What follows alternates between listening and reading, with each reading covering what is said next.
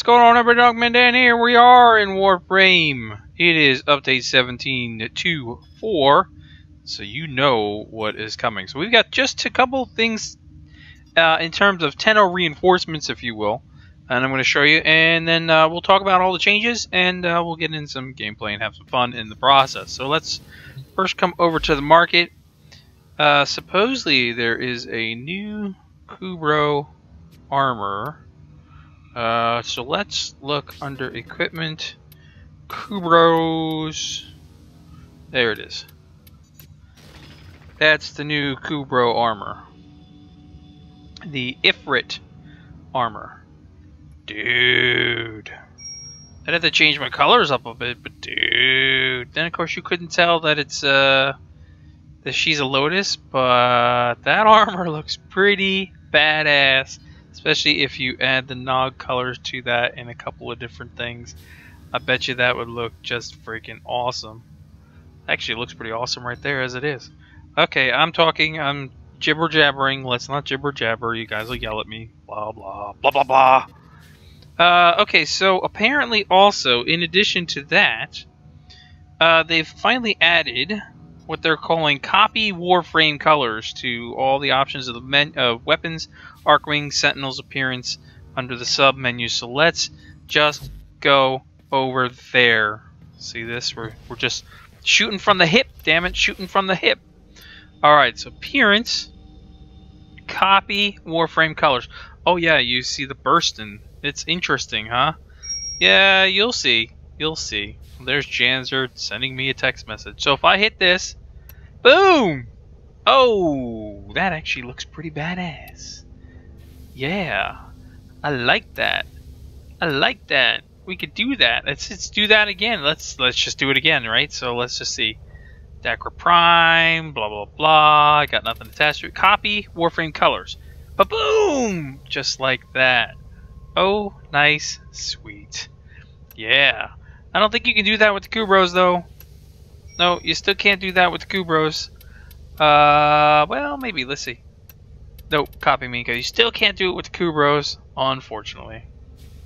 I'm still messing with her colors because the armor is cool, but I can't get it the way I want it to be, because I would like to have Rosie be Nog colors, but we don't have that palette available.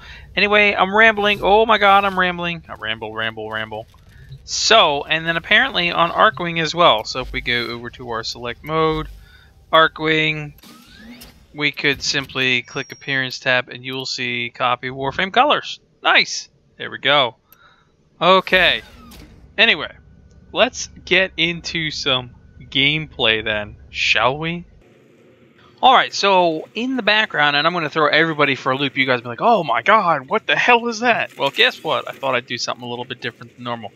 I am taking the Burstin. 2 mods only, because just 2 mods. I've never put a catalyst or anything on it.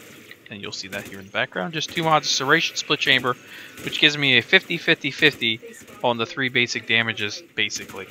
And that's all we're going to use in this little Corpus run. It's nothing special. It's the gift from the Lotus. It's actually 10 rare fusion cores, so of course I'm going to run it. But with that said, let's talk about all the good stuff that has been happening, or changes, or all that good jazz for a few minutes. And in the process, I will not use any abilities or any of that stuff. I know I probably should have put Rosie away. She's going to help out a little bit. But hey, we're just going to go straight up gun, use our thoughts, and think about how not to die. Anyway, Conclave changes and fixes. Players can now change their loadouts to any existing saved loadout mid-mission between spawns. The Silver and Aegis is now available. And end-of-mission rewards are no longer doubled for the winning teams. Some other changes they've done here in the Conclaves. They've decreased the health of Frost Snow Globe. Frost Avalanche damage is reduced. Ash Blaze Bladestorm damage reduced. Saren's Contagion duration has been increased. Volt Shock damage has been increased. Increased damage and decreased speed on Ember's Fireball. Increased damage of Strun series. The Latron series damage has been decreased. Burst and Prime damage decreased. Tiburon damage decreased. Sybaris damage decreased. I am seeing a trend here inside of PvP. Just saying. They reduced the amount of additional block percentage on the impenetrable offensive mod. The plasma sword now has had its stats chance increased to 100% and its damage reduced to compensate. This is all PvP, mind you. They fixed an issue with the daily challenges rewards players twice if missions were aborted and replayed, so they fixed that. They fixed an issue in the PvP daily challenges appearing in PvE end screen missions. And they fixed a number of issues with melee weapons as well that resulted in radial damage.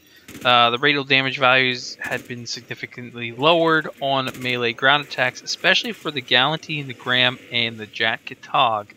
The exact ranges now on the Jat-Kitog went from 10 meters to 6 meters, and the Gram and Galantine went from 5 meters to 4. Now, I don't know if I would call it a significant lowering from 5 meters to 4, but, you know, 1 meter is a big difference in that game. And it's no longer possible to be knocked down while in the air from a melee slam. Okay, outside of Conclave, we're moving on. Going to survival changes. Big thing, survival changes.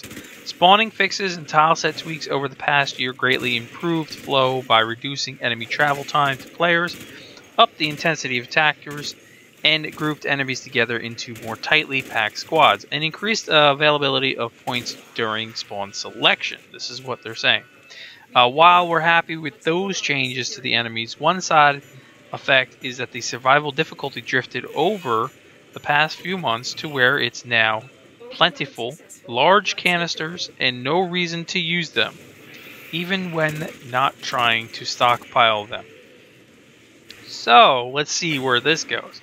They'd like to bring back the original frantic gameplay style of survival, dashing from room to room while facing hordes of enemies against the clock. So they've tried solo, they tried in small teams, they tried in full squads, everything from Alapadapadores. I'll wait for that comment to show up, to Tier 4 survivals.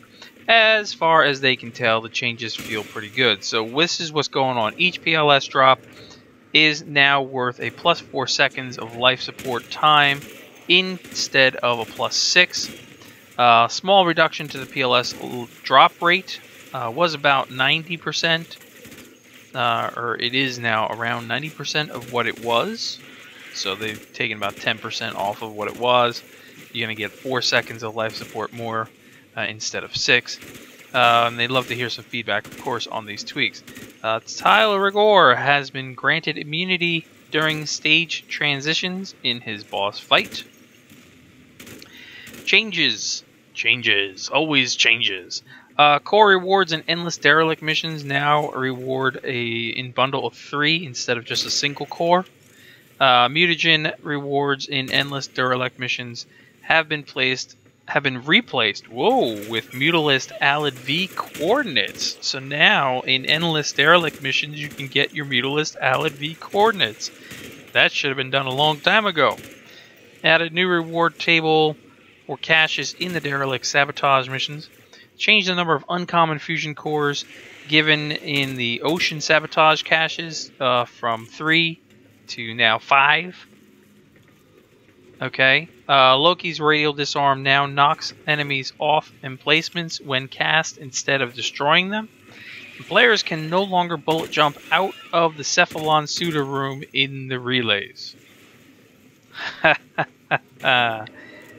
it should be Cephalon Samari's room, not Cephalon Suda, I thought. Oh wait, no, I guess there is a... Never mind. I'm going to just shut my mouth right now. Okay, I'm done shutting my mouth right now. Some fixes here, we'll just kind of quickly go through them. Just a few, anyway. And of course, always remember you can check out the nogcommunity.com/everything Warframe page that I've got going on. The link is in the description. I'll probably always put it in the video as well, so you can click the little eye in the upper right corner and go right to it if you want to get all the information. Nog forums, of course, the Warframe forums, any place you want to go. I do keep my stuff up to date as always. So we got a couple things here to fix an issue with all Arclink health and shield stats being incorrect.